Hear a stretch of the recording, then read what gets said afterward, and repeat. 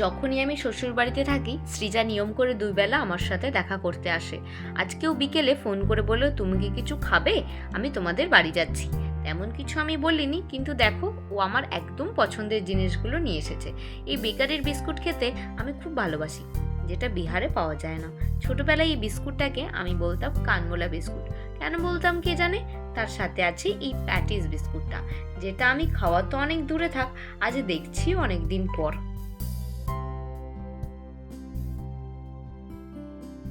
এরই সাথে সাথে সৃজা এনেছে বিভিন্ন ধরনের চকলেটস, যেগুলো আমরা অলরেডি খাওয়া স্টার্ট করে দিয়েছি। ঘুম থেকে জাস্ট কিছুক্ষণ আগেই যেহেতু উঠলাম, মুডটা না একদম ভালো লাগছিল না, আর খিদেও পেয়েছিল। এইরকম অবস্থায় নিজের পছন্দের খাবারগুলো হাতের কাছে পেলে কার না ভালো লাগে বলো তো? যেটা ইচ্ছে হচ্ছে সেটার প্যাকেট খুলে খাচ্ছি। আসলে আমার খিদেও পেয়ে গেছে বড্ড। তবে কানমোলা বিস্কুটটা আজকে আর খাবো না, তবে প্যাটিস বিস্কুটটা আজকে 1 পিস খাবো। কতদিন পর এই বিস্কুটটা দেখে মনে হচ্ছে কতক্ষণে এটা খাবো। যাই হোক, চলো একবার খেয়ে দেখি টেস্টটা আগের মতো আছে কিনা।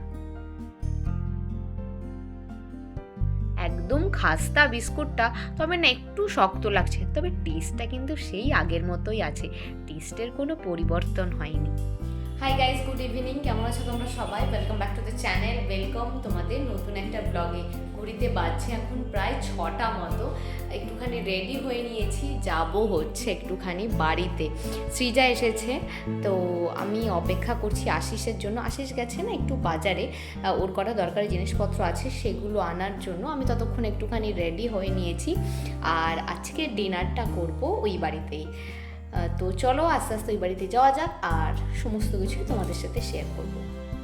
এই জামাটা না অনেক দিন আগে কিনেছিলাম, মানে এটাও সেই বিয়ের আগে মানে তাও অনেক আগে কেনা। এবার খুব একটা না পরা হয়ে ওঠেনি।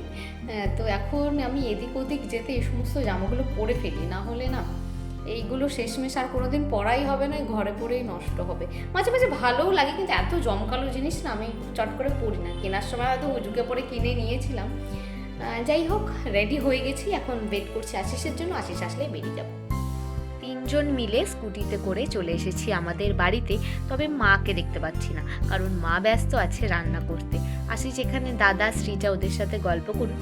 চলো আমি একবার গিয়ে তাড়াতাড়ি করে মায়ের সাথে দেখা করে আসি। বাড়িতে ঢুকে মায়ের মুখটা না দেখলে না সমস্তটাই কীরকম যেন ফাঁকা ফাঁকা লাগে। আজকে তো প্ল্যান ছিল বিরিয়ানির, কিন্তু তার আগে মা দেখছি এখানে সবার জন্য বানিয়েছে মোয়া। আস্তে আস্তে যেহেতু ফেরার দিন এগিয়ে আসছে, তাই মা আমাদের পছন্দের খাবারগুলো এক একদিন এক একটা রান্না করে আমাদের খাওয়াচ্ছে। চলে গেলে তো আর সে সমস্ত হবে না। আমরা তো চিকেন বিরিয়ানি খাবো, আশিস খাবে না। যদিও মা ওকে আলু বিরিয়ানির প্রস্তাব দিয়েছিল, কিন্তু ওর সিম্পল খাবারই খেতে চায়।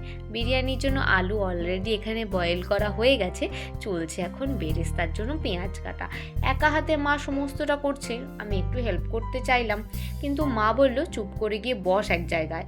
আমার মা বরাবরই একটু এরকম, অনেকেই নিজের কাজ পুরোপুরিভাবে নিজে করতেই ভালোবাসে, আমার মাও তাদের মধ্যে একজন। মিষ্টি এনে রেখেছিল মা আশিসের জন্য, সেটা আমি নিচে গিয়ে দিয়ে আসলাম। আর এখানে হচ্ছে আলুর দম আশিসের জন্য, একদম কষা কষা করে। কিছুক্ষণের জন্য গিয়েছিলাম নিচে, এর মধ্যে এসে দেখি মায়ের বিরিয়ানির প্রিপারেশন অলমোস্ট শেষের দিকে। চলছে সবচেয়ে লোভনীয় পার্ট, লেয়ারিং। বাড়িতে তো সবাই মাটন বিরিয়ানি খেতেই ভালোবাসে, কিন্তু আমি যেহেতু মাটনটা খাই না, তাই আজকে হয়েছে চিকেন বিরিয়ানি। মায়ের রান্না তো হয়েই গেছে, চলছে শেষ মুহূর্তের প্রস্তুতি। চলো আশিসের জন্য কি কি রান্না হয়েছে তোমাদের একবার দেখিয়ে দিই। এই হচ্ছে ছোলার ডাল, যেটা দিয়ে আশিস রুটি খেতে খুব ভালোবাসে, আর তার সাথে রয়েছে আলুর দম। আশিস এখানে বাপির সাথে করছে গল্প, আমি এসেছি নিচে সবাইকে ডাকতে।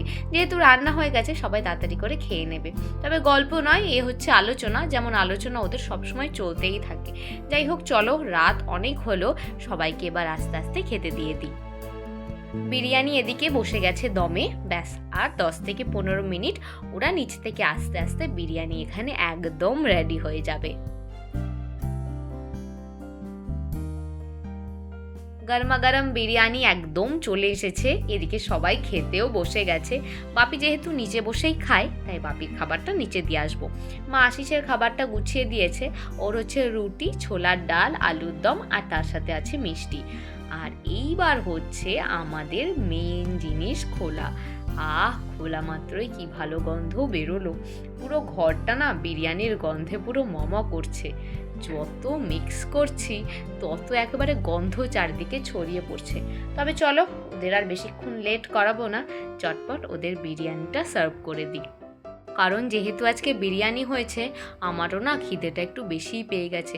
তাও আবার মায়ের হাতের স্পেশাল বিরিয়ানি বলে কথা, যেখানকার বিরিয়ানি খাই না কেন, আমার নিজের মায়ের হাতের বিরিয়ানি খেতে সবচেয়ে বেশি ভালো লাগে।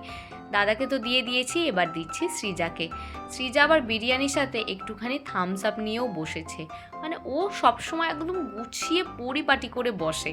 যাই হোক, চলো ওদের খেতে দিয়ে নিই, তারপর আমারটাও নিয়ে নেব। এই হচ্ছে আমার বিরিয়ানির প্লেট, একদম সুন্দর সাজিয়ে বসে গেছে। ওই দেখো, আমার প্লেট থেকে আবার পেঁয়াজটা নিয়ে নিচ্ছিল। যাই হোক, চলো একবার মুখে দিয়ে দেখি কেমন টেস্ট হয়েছে। একসাথে সবাই যেহেতু খেতে বসেছি, তো খাওয়া দাওয়া তো চলছেই, তার সাথে চলছে সুন্দর একটা আড্ডা, যেটা না বিহারে আমরা প্রচণ্ড মিস করি। এই জন্য বিহারে খেতে বসলেই আমাদের গোপাল ভাঁড়টা চলেই চলে, কিন্তু এখানে গোপাল ভাঁড়ের কথা মনেই পড়ে না, কারণ এখানে তো বাড়ির সবাই থাকে, সবার সাথে গল্প করতে করতে খাই। আর আশিসকে আমি এখানে বলছি যে বিরিয়ানিটা অসম্ভব টেস্ট হয়েছে। আশিস বলছে, তুই ক্যামেরার সামনে বলে এরকম বলছিস নাকি সত্যিই টেস্ট হয়েছে?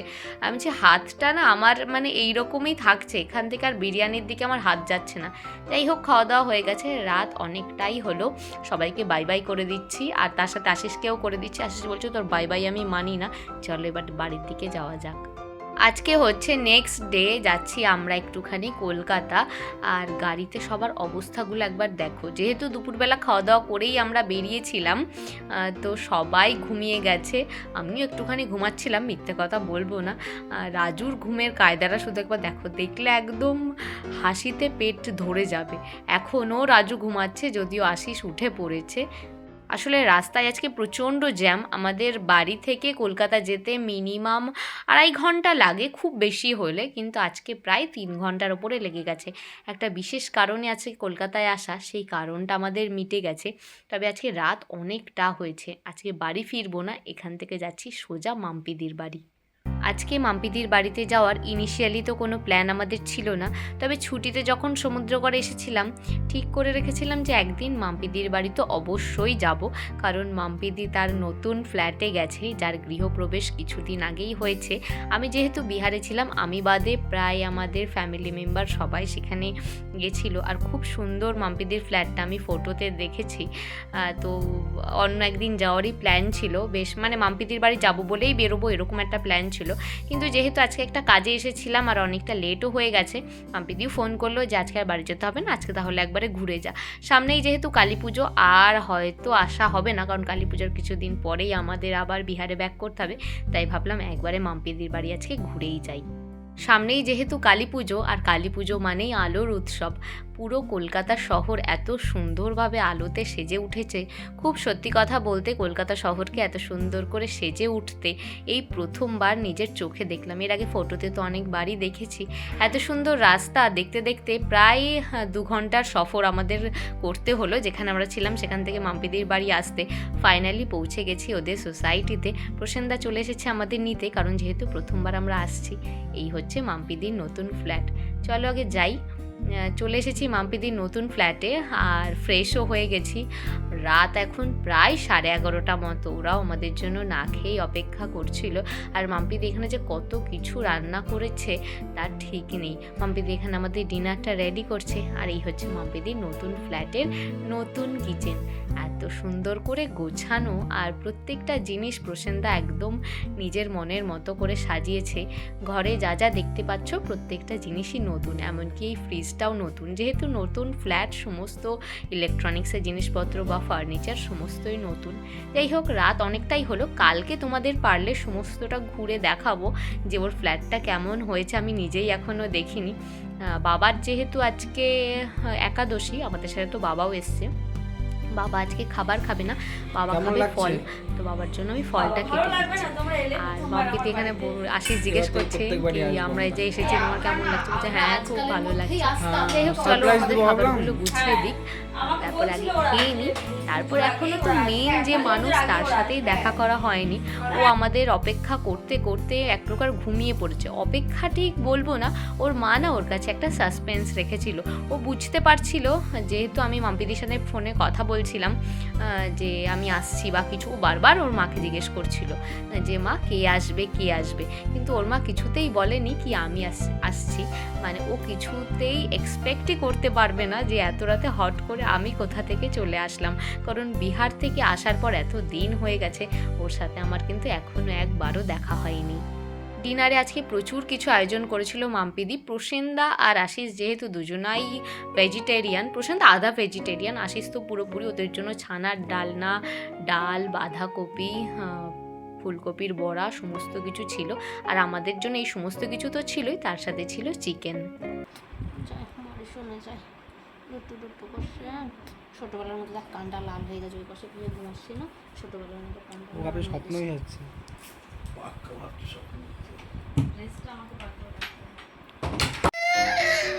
বুঝতে পারিনি। ঘুমিও ঘুমিও ঘুমিও ঘুমিও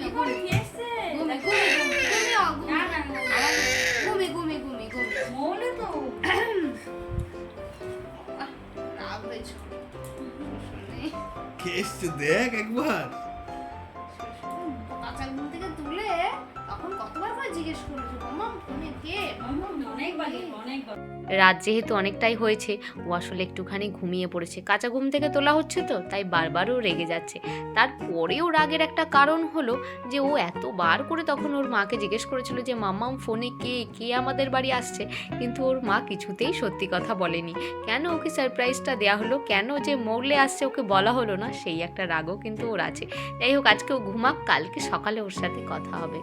মাম্পিদির বাড়ির বারান্দা থেকে, মানে মাম্পিদির যে বেডরুম, সে তার ব্যালকনি থেকে এই ভিউটা জাস্ট ওয়াও, মানে এত সুন্দর লাগছে চারপাশটা দেখতে। এখন প্রায় রাত 12:30টার উপরে, চারপাশটা পুরো নিঝুম আর এত সুন্দর লাইট ওদের সোসাইটিতে, অসম্ভব সুন্দর লাগছে এখানে দাঁড়িয়ে দাঁড়িয়ে সমস্তটা দেখতে।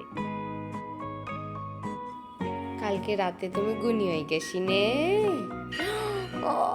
স্কুল যেতে হবে, স্কুল, তুমি স্কুল যেতে চাই। দেখো তোমার হ্যান্ড রাইটিংটা দেখি, ওয়াও, এই সত্যি ওর হ্যান্ড রাইটিং খুব সুন্দর। তুমি স্কুল যাচ্ছ? সবই মন দিয়ে কর, তুমি আর বলো না ওর কথা। মাম্পিদি প্রসেনদার এই ফ্ল্যাটটা যে খুবই সুন্দর হয়েছে সে বিষয়ে তো কোনো সন্দেহ নেই, তবে আমার মন কেড়েছে জানালা দিয়ে এই বাইরের ভিউটা। কালকে রাত্রিবেলাও যেমন সুন্দর লাগছিল, আজকে সকালবেলা ঘুম থেকে ওঠা মাত্রই আমি জানালা খুলে যেই বাইরের দিকে তাকিয়েছি, এত সুন্দর কুয়াশা ভরা সকাল চারিদিকে। হাই গাইস, গুড মর্নিং, কেমন আছো তোমরা সবাই? Welcome back to the channel, welcome তোমাদের নতুন একটা ব্লগে। ঠান্ডা লেগে গেছে আমার প্রচণ্ড। আজকের ব্লগটা এখন হচ্ছে মাম্পিদির বাড়িতে। মাম্পিদি গেল মনাকে, মানে দিব্যানকে স্কুলে দিতে, মাম্পিদি আর প্রসেনদা মিলে। স্কুলে কি, স্কুলের বাস সামনেটায় আসে, সেইখানে ছাড়তে গেল। আশিস এখনও এই যে ঘুমাচ্ছে। আমি বসে বসে চট করে আজকে যে ব্লগটা যাবে সেটা একটু এডিট করে নিই, কারণ একটু পর আবার বেরিয়ে যাব, তখন আর টাইম পাবো না। কালকেও ব্লগ আপলোড হয়নি, চেষ্টা করব প্রতিদিনের ব্লগ প্রতিদিন দেওয়ার জন্য, কিন্তু মাঝে মাঝে হয় না, একটু এমার্জেন্সি হয়ে যায়, তখন দিতে পারি না। যাই হোক, এখন করবো আজকের ব্লগটা এডিট, তারপর আবার দেখা হচ্ছে। বাড়ির সবথেকে সুন্দরতম জায়গা যদি বলা যেতে পারে তাহলে হলো এই জায়গাটা, মাম্পিদির ঠাকুর মন্দির। একদম বাড়িতে ঢুকেই সামনেই পড়ছে এই ঠাকুর মন্দিরটা, প্রচণ্ড সুন্দর লাগছে দেখতে। সকালবেলা টিভিতে চলছে ঠাকুরের গান, তার সাথে সুন্দর ধূপের গন্ধ চারিদিকে, আর মাম্পিদি এখানে দিচ্ছে সকালবেলার ভোগ। মনা অলরেডি বেরিয়ে গেছে স্কুলের জন্য, প্রসেনদাও একটু পর বেরিয়ে যাবে অফিসে, আর তার সাথে সাথে আমরাও বেরোবো। কালকে রাতের পর থেকে বাড়িতে এত লোকজন, এত কিছু, একটুক্ষণ পরেই মাম্পিদি এত বড় বাড়িতে একা হয়ে যাবে। যাই হোক, ও তাড়াতাড়ি করে আমাদের খাবারটা রেডি করে দিচ্ছে, একটুখানি খেয়েই আমরা বেরিয়ে যাব। মেনলি যে কারণে আমরা কলকাতায় কালকে এসেছিলাম তার তো পুরোপুরি মেটেনি, একটুখানি কাজ বাকি রয়েছে, সেটা আজকে সকাল সকালই কমপ্লিট করতে হবে। তাই সকাল সকালই ওদের বাড়ি থেকে বেরিয়ে যেতে হচ্ছে। একটুখানি না মনটা খারাপও লাগছে, ওকে একা একা রেখে চলে যাচ্ছে, ও বাড়িতে একা রয়েছে। ওকে বলছি যে কালী পুজোতে তাড়াতাড়ি করে চলে যাস সমুদ্রগড়ে। যাই হোক চলো এবার বেরোই। ও আবার সেই 15 তলার উপর থেকে নেমেছে আমাদের নিচে সি অফ করার জন্য। In 200 meters, keep right to continue on Biswa Bangla underpass. আমাদের যাত্রা আবার শুরু হলো। অনেকটা পথ যেতে হবে, হয়তো গাড়িতে একটুখানি ঘুমিয়েও পড়বো। তবে ঠাকুরের কাছে একটা জিনিসই চাওয়া, আজকে যেন আর জ্যাম না পড়ে, তাহলে আর রক্ষে নেই। যাই হোক ব্লগটা তাহলে আজকে এখানেই এন্ড করছি, দেখা হচ্ছে নেক্সট ব্লগে।